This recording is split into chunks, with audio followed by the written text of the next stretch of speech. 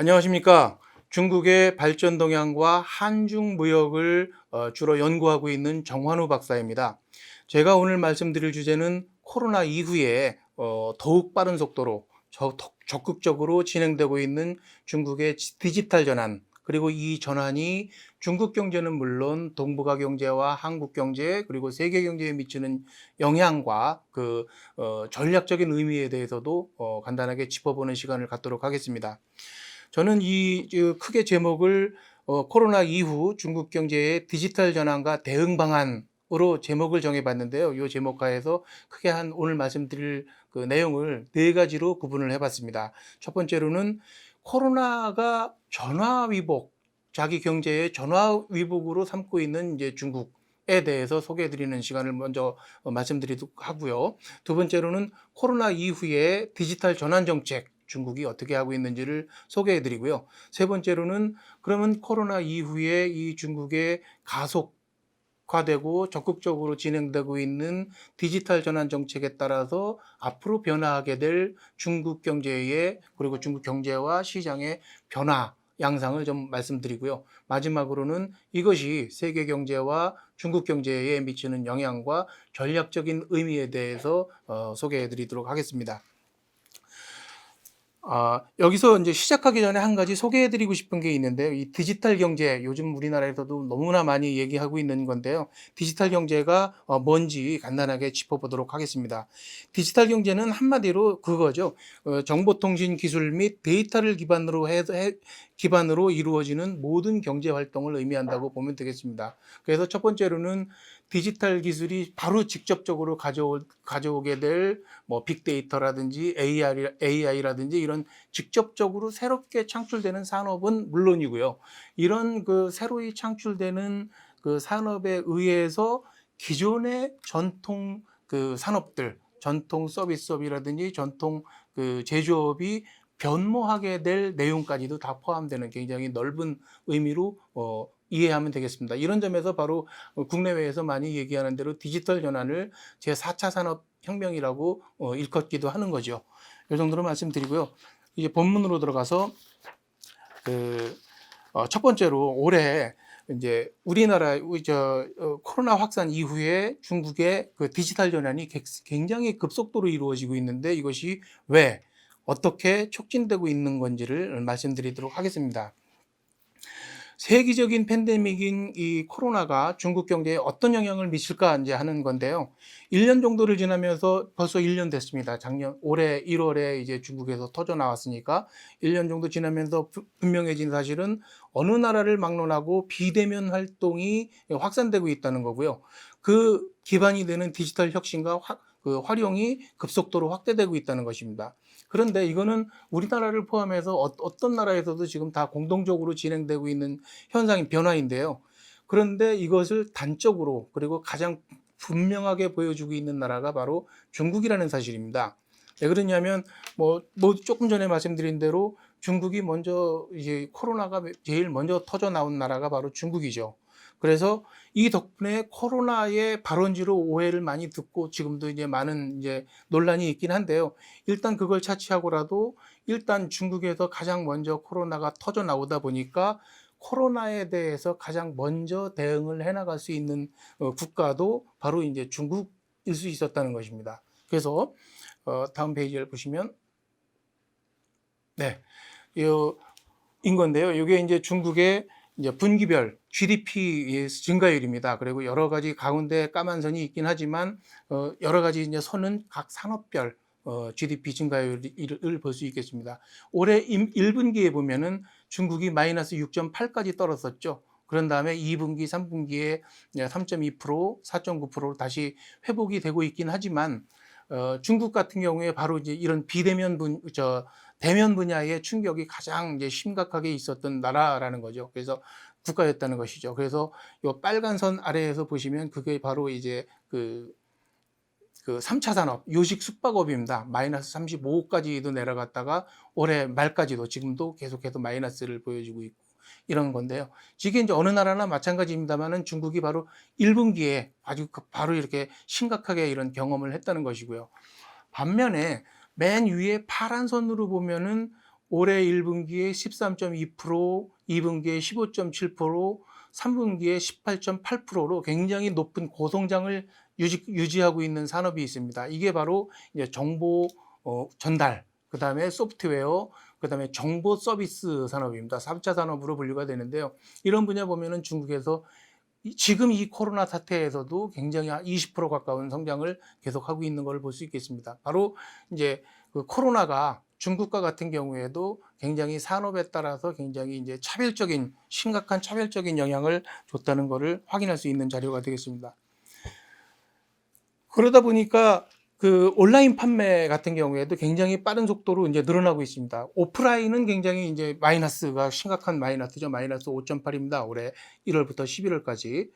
그런데 이제 온라인 판매 같은 경우에는 뭐 작년보다 뭐 좀 떨어지긴 했지만 그래도 올해에 11.5%로 굉장히 높은 판매 증가율을 보이고 있습니다.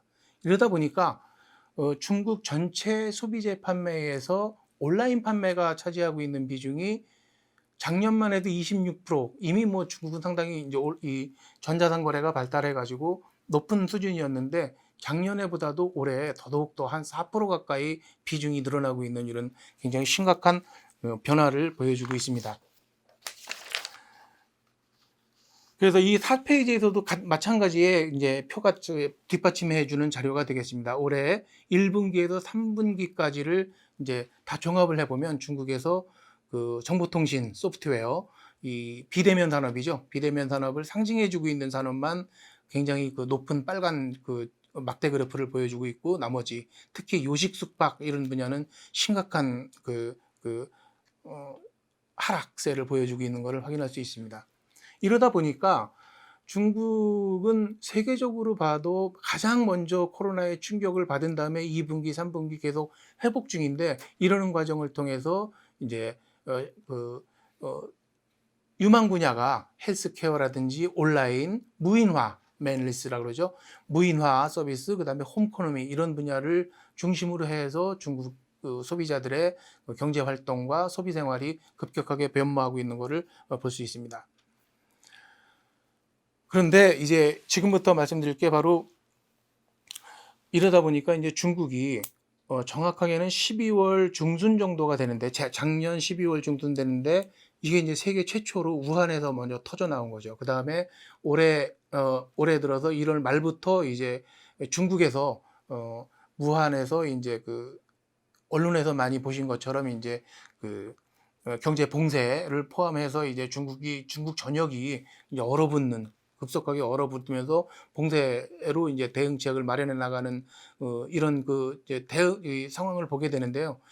이렇게 이 표를 보시면은 이것이 올해 2월 28일입니다. 그래서 다른 나라에서는 이미 아직도 코로나가 퍼져나가기 전이었는데, 중국에서는 이미 한 달 가까이 코로나를 경험하면서 중국 내에서 국무원이 이제 중심이 돼서 23개 정부 부처입니다. 정부 부처가 총동원이 돼서 소비 확대 및 제고와 국내 시장 강화 촉진 의견이라는 것을 강력하게 국무원에서 이제 마련해 가지고 이제 진행을 하게 되는데, 결국은 목적은 그거죠. 소비를 진작시키고 그다음에 국민 생활이 충격받는 것을 최소화시키겠다 이거였지만, 이 내용을 보면은 하나하나 제가 이제 빨간 검은 진한 글씨로 바꿔놓은 부분이 바로 소비 촉진을 하면서도 그것을 온라인에 기반해서 촉진시키겠다는 그런 그 의도로 온라인 관련 소비 촉진 분야를 갖다가 제가 이제 까만 부분으로 바꿔 놓은 겁니다.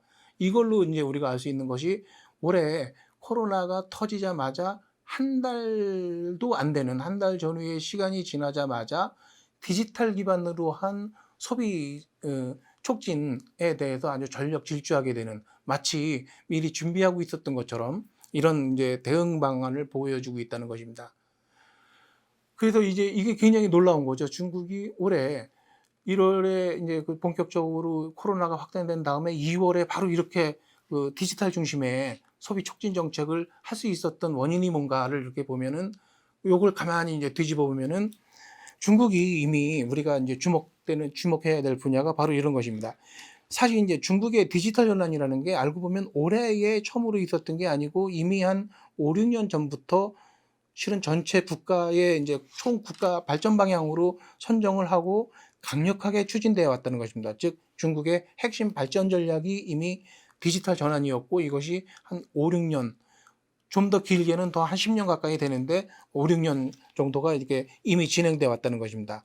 그래서 간단한 정책들을 여기다 이렇게 소개를 해 놓긴 했습니다만 그 굵직굵직한 것만 보더라도 이미 2015년에 중국 제조 2025 우리나라에도 많이 알려진 이거 강력하게 추진하다가 미국이 많이 이제 그 제재의 빌미가 되기도 한 그런 정책이죠.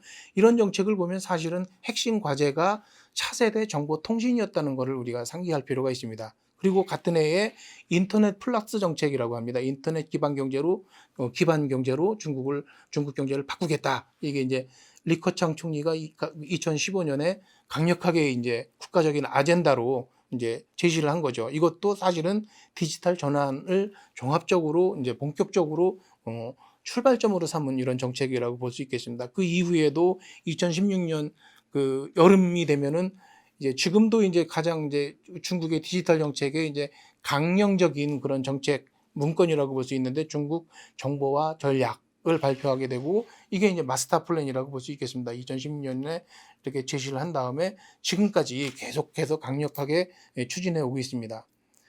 우리도 뭐 이런 정책을 나름대로 준비를 해 왔지만 이미 2015년, 16년에 이렇게 제시를 한 다음에 뭐 굉장히 세부적인 정책이 많이 있는데 큰 줄기만 그 이후에 있었던 정책들을 큰 줄기만 잡아보더라도 그 우선 주무부처인 그 공업정보화부입니다. 중국에서는 공예 신시화부 이렇게 얘기하는데 공업정보화를 부를 중심으로 해서 빅데이터 육성 전략 이게 16년이고요. 그다음에 AI 육성 전략 17년이고요.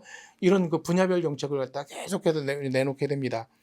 또 하나는 바로 이 디지털 전환 정책을 지금 우리 정부도 열심히 추진하고 있는 창업진흥 전략으로 연결해서 대중창업, 만중창신 중국어로 표현입니다만 이것을 2017년에 제시한 다음에 추진하기 시작하기도 했습니다. 또 한 축으로 굉장히 중요한 것이 중국이 이제 많이 알려진 대로 14억의 인구 대국입니다. 이러다 보니까 이제 중국이 그동안에 대충 한 2017년 정도가 되는데 이 표에서도 중간 부분에 있을 겁니다.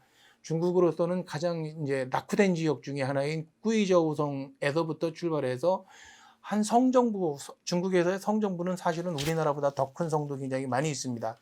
이 성정부 단위로 이제 각자 성급 정부마다 그리고 직할시마다 독자적인 그 디지털 전환 정책을 열심히 이제 앞서거니 뒤서거니 이제 진행을 해오게 됩니다. 그래서 올해 같은 경우에도 이 와중에도 허난성이죠. 저 북경하고 티안진이 이렇게 포함되어 있는 수도권이라고 보시겠습니다. 이런 데는 올해에도 이 정책을 수립하고 발표한 다음에 강력하게 추진하고 있는 이런 모습을 보여주고 있습니다. 네. 그래서 그 7페이지 이 슬라이드의 중간 그림에서 보시는 것처럼 2017년 중순에 꾸이저우성 중국에서는 굉장히 편벽한 지방입니다. 꾸이저우성의 그 디지털 전환 정책을 필두로 해서 2000년 현재 거의 모든 성 및 직할시가 각각 그 디지털 전환 정책을 공포해서 강력하게 추진하고 있었습니다. 그래서 정리를 해보면 그 중국의 디지털 전환은 코로나에 의해서 새롭게 채택된 정책이 정작은 아니었다는 것입니다. 이미 코로나는 오히려 중국이 오래전부터 강력하게 추진해 온 그 디지털 전환에 기름을 부어준 하나의 그 계기였다고 보는 것이 정확할 것 같습니다. 이게 바로 이제 코로나 시대에 중국이 바로 앞에 슬라이드에서 보여드렸던 것처럼 2월 말 올 초 아마 세계적으로도 가장 처음 정책일 겁니다. 처음에 그 중국이 디지털 정책을 앞장서서 강력하게 추진할 수 있었던 그 내부의 사정이라고 볼 수 있겠습니다. 예. 그래서 이제 올해 이 슬라이드를 보시면 올해 2, 3월에 연속해서 나온 정책들이 바로 그 디지털 전환을 겨냥한 핵심 정책들이고요.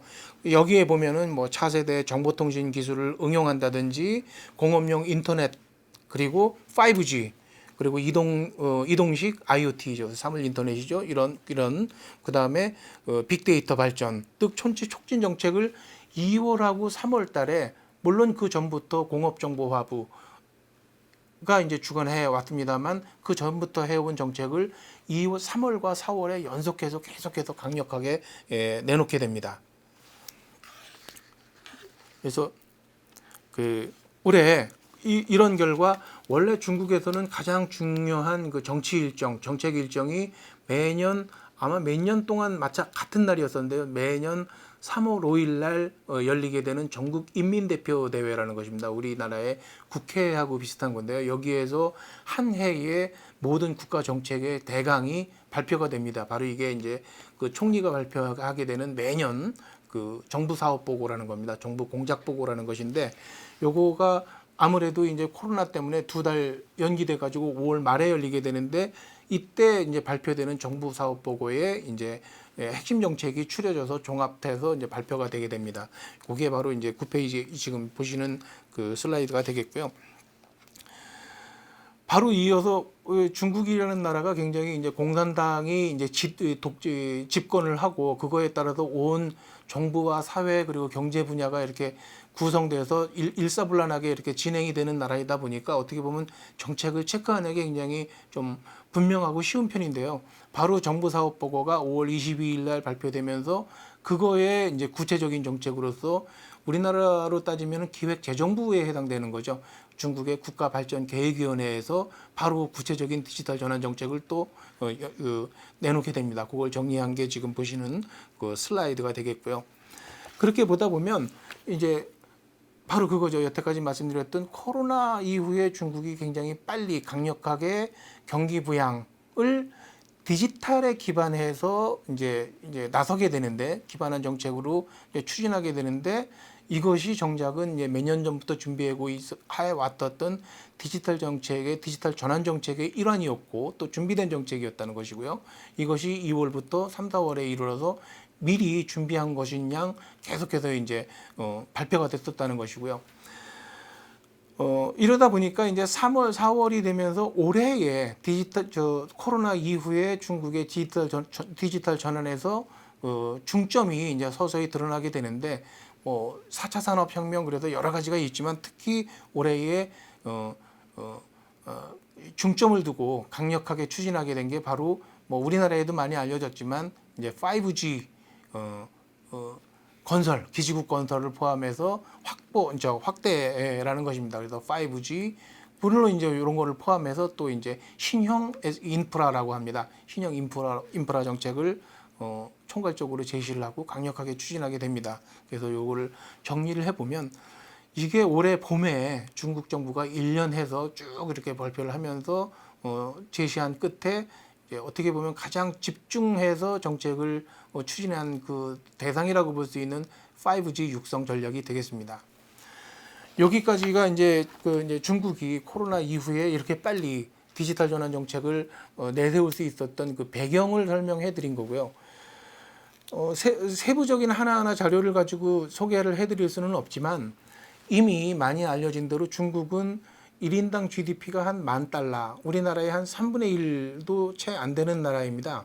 아직까지는 인구는 많지만 그럼에도 불구하고 이미 많이 알려진 대로 이미 중국은 디지털 분야에 관한 한 선진국까지는 아직은 조금 좀 조심스럽지만 선도국으로 이미 간주가 되고 있습니다. 바로 이런 것이 지금까지 말씀드렸던 한 2015년 이후에 중국 정부가 강력하게 추진해 왔던 그런 이제 정책의 결과라고도 볼 수 있는데요. 이처럼 현지 시점에서 중국이 디지털 선도국이 될 수 있었던 비결에 대해서 우리가 좀 짚어볼 필요가 있을 것 같습니다. 다음 얘기를 말씀드리기 전에요. 이거에 대해서 또 우리나라를 포함해서 많은 선진국이라든지 주변국에서 중국에 대해서 중국이 그럴 리가 없는데 이런 어떻게 보면 오해 아닌 오해를 하게 된 원인이기도 하기 때문에 그거에 대해서 간단하게 말씀드리겠습니다. 중국이 여러 가지 지표상 지금 이제 디지털 선도국이 될 수 있었던 배경에는 한 세 가지를 여러 가지가 있지만 세 가지를 들 수 있을 것 같습니다. 일단은 규모 경제가 가능한 그 거대한 규모라는 것입니다. 그래서 중국이 사실상 뭐 주정부로 날리는 것도 아니고요. 14억 인구가 통일된 시장과 통일된 제도 하에서 시장 경쟁을 벌이게 되는, 역사적으로도 없었고 지금 세계에서도 전혀 없는, 역사적으로나 세계적으로 유일무이한 국가라는 것입니다. 이러다 보니까 우리 같이 중간 규모의 그 국가에서는 생각할 수 없는 무궁한 그 사업 기회가 있습니다. 그리고 그 14억 인구에서 일단 어떤 아이템을 혹은 어떤 그 아이디어 사업 모델을 가지고 성공을 하면 그것이 곧바로 1, 2년 사이에 세계 최대가 되어버리게 되는, 이런 점에서 이제 규모의 경제 효과를 누릴 수 있는 국가가 됐다는 것입니다. 그런데 여기에다가 디지털 분야의 특성상 어떤 게 있느냐면, 두 번째로 이 ICT 산업이라고 볼 수 있겠죠. 산업의 특징이 뭐냐면 굉장히 그 산업 주기가 굉장히 빠르죠. 우리가 뭐 따로 설명이 필요 없을 정도로 굉장히 주기가 빨리 돌아가는 산업인데, 이러다 보니까 또 확산도 빠르고요. 이러다 보니까 사실은 오랜 기간에 걸친 그 산업 내에서의 그 훈련 혹은 이제 노하우라 그러죠. 이런 거가 물론 필요하긴 하지만 덜 중요한, 상대적으로 이런 이제 그 산업 특징을 가지고 있고, 이것이 바로 중국이 디지털 산업화를, 디지털 전환을 추진하게 된 현 시점에서 바로 이런 산업이 특징을 가지고 있다는 것입니다. 따라서 중국이 물론 나름대로 능력은 있지만 과거에 축적된 기술이 없는 이 후발자라고 표현하는데, 레이트 커머죠. 후발자라고 하는데, 이런 그 중국 같은 나라가 거대한 규모를 배경으로 해서 추격에 나서기에 굉장히 이제 유리한 산업이라는 것입니다. 이게 두 번째고요. 세 번째로 어쩌보면은 굉장히 특징적이면서도 강력한 특징이라고 볼 수 있겠는데, 이제 정부 정책입니다. 즉 강력하고 안정적이고요. 즉 그 지속력 있는, 그 다음에 또 선도적인 정책 능력이라는 것입니다. 여기서 그 조금 전에도 얼핏 말씀드렸지만, 리커창 총리, 우리가 보통 시진핑 주석에 대해서는 중국하고 관련해서 많이 얘기하지만 리커창 총리에 대해서는 상대적으로 좀 이제 주목을 덜하는 경향이 있는데, 이 양반도 시진핑 주석하고 같이 이제 집권에 서열 2위로 집권한 다음에 이미 총리만 10년, 이미 10년 가까이 하고 있는 사람입니다.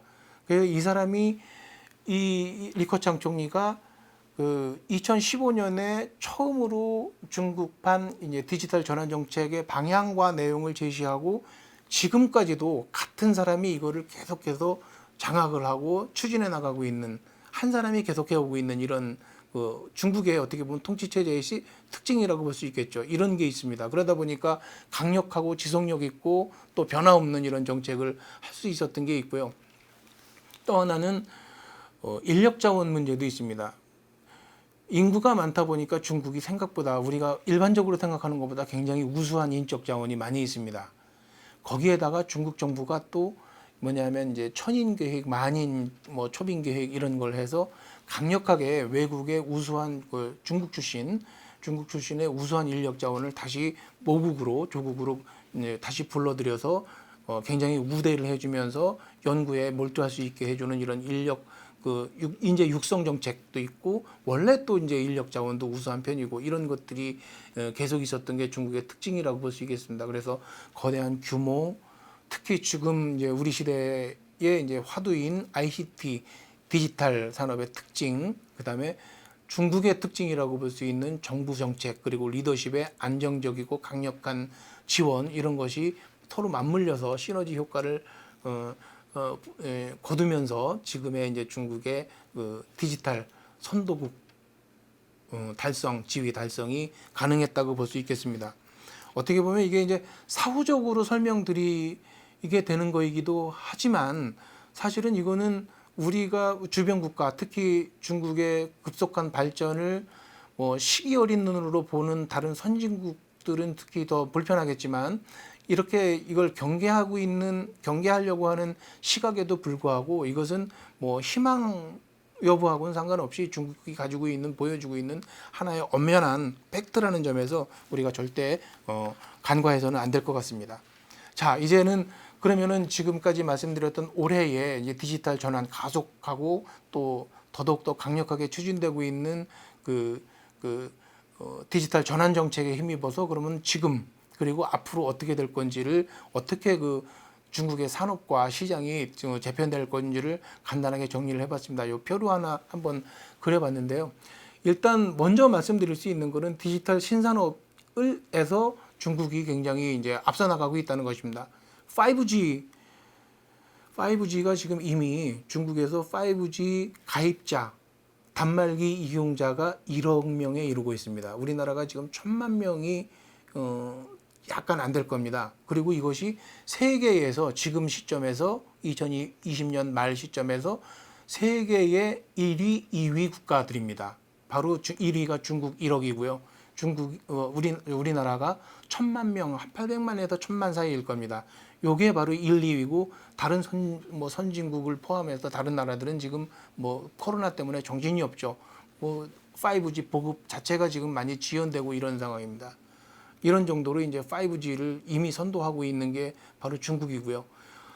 여담으로 말씀드리면 몇 개월 전만 해도 우리나라가 보급 대수가 더 많았습니다. 그리고 아시는 것처럼 우리나라가 먼저 5G를 도입을 했고 중국이 조금 더 늦게 했는데요. 작년에 했는데 그때만 해도 올해 몇 개월 전까지만 해도 우리나라가 더 가입자가 많았는데 지금은 1억 가까이 되고 우리나라는 1,000만 정도밖에 안 됩니다. 중국이 올해 코로나 와중에서 얼마나 이거를 보급에 노력을 했고 또 실제로 많이 보급됐는지를 단적으로 보여준다고 볼 수 있고요. 이미 이제 적지 않은 이제 주목을 끌고 있는 게 6G라고 그러죠. 6G를 겨냥한 기술을 맨 뒤에 보시는 그 같은 열에 보시는 위성 항법 있죠. 베이더라고 하는데 이런 거 개발을 통해서 이제 6G를 미리 이제 대비해 나가고 있는 이런 것까지도 지금 중국이 추진을 하고 있습니다. 이거 외에 AI라든지 빅데이터, 그다음에 사물 인터넷, 전자상거래면은 타오바오, 알리바바 아실 텐데요. 이런 것들 분야에서 즉 이런 거를 통칭해서 이제 디지털 신산업이 중국에서 이미 미국에 이어서 혹은 미국에 버금갈 정도로 이미 이제 급속도로 신산업으로서 발전해 나가고 있는 거를 우리가 이미 진행이 되고 있고 앞으로도 그럴 거라는 거를 볼 수가 있습니다. 한 가지 더 밑에 그 이제 중앙에 이제 표를 그려놨는데 요거는 어떤 뜻에서 제가 준비를 했냐면 이런 디지털 신산업뿐만이 아니라 이런 디지털 전환의 진정한 의미라고 볼 수도 있을 것 같은데요. 뭐냐면 이 우측 좌측이죠. 좌측의 농업, 제조업, 도소매 이게 전통 산업이죠.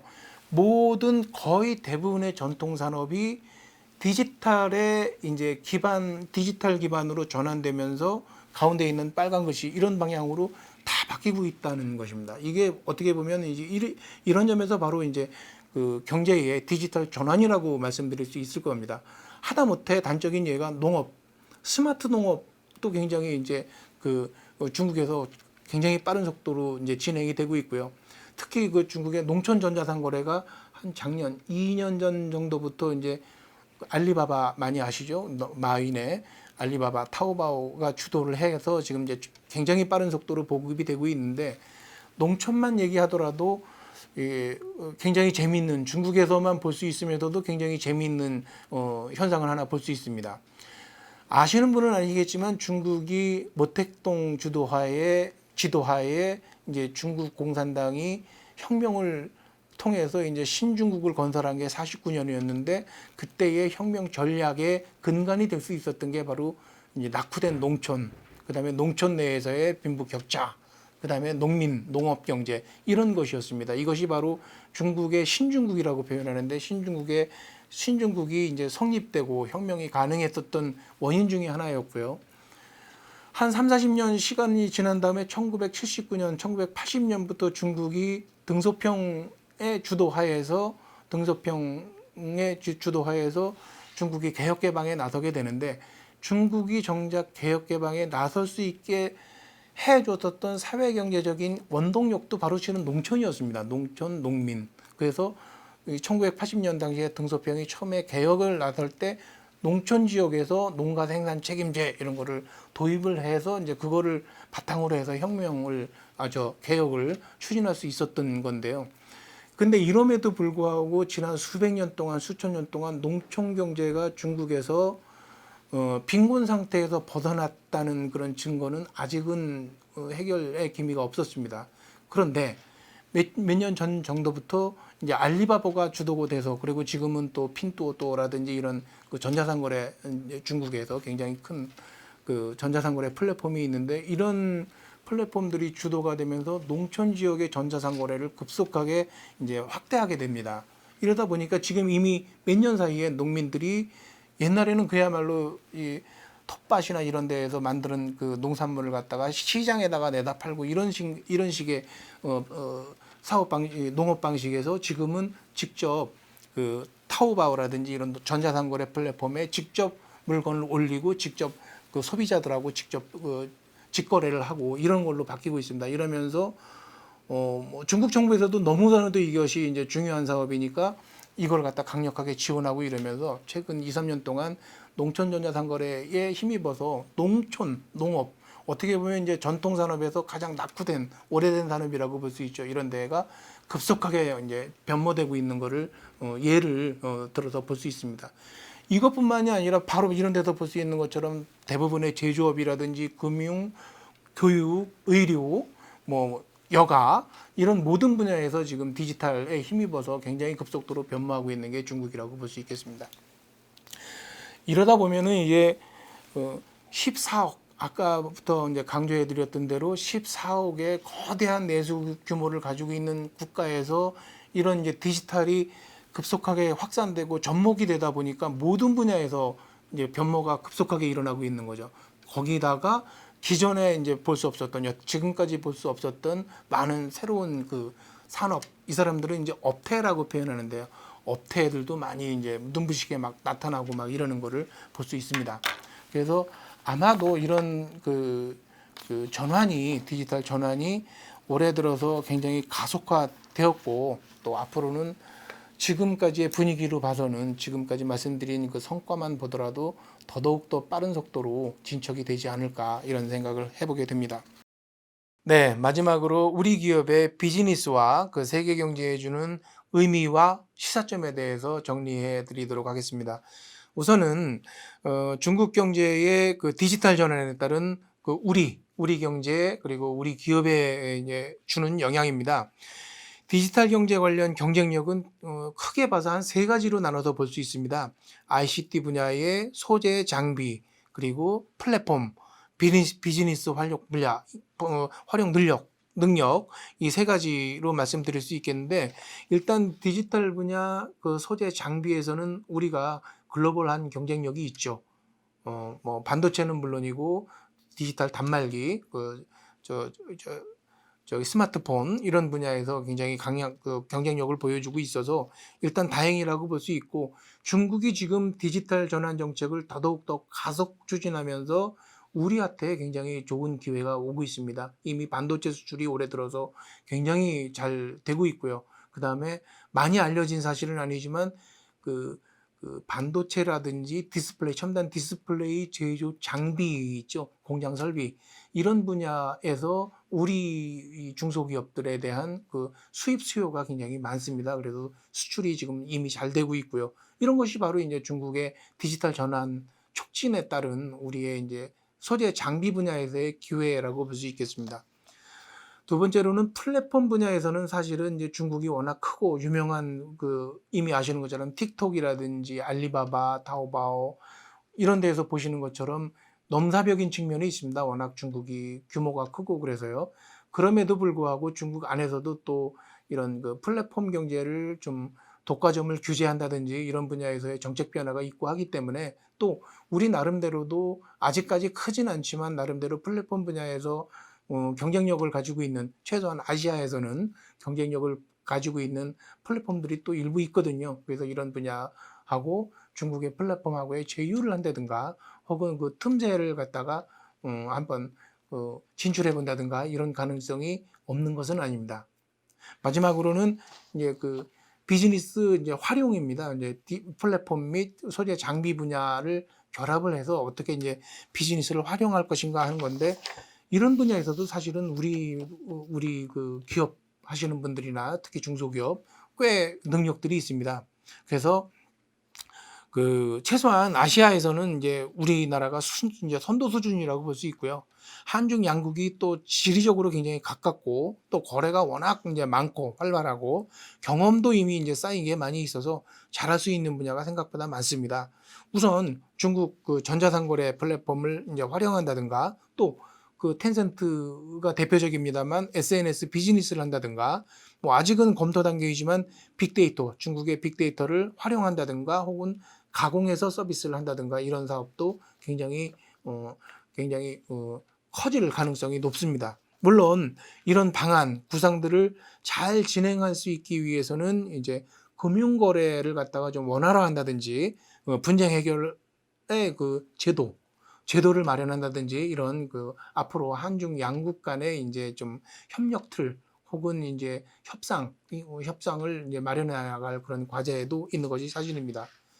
마지막으로 이제 중국의 디지털 연안의 성공 가능성, 그다음에 이제 특히 중요하게는 대외 전략, 특히 미중 간의 이제 전략적인 경합 관계에 관련된 말씀을 마지막으로 간단하게 드리고 이제 맺을까 합니다.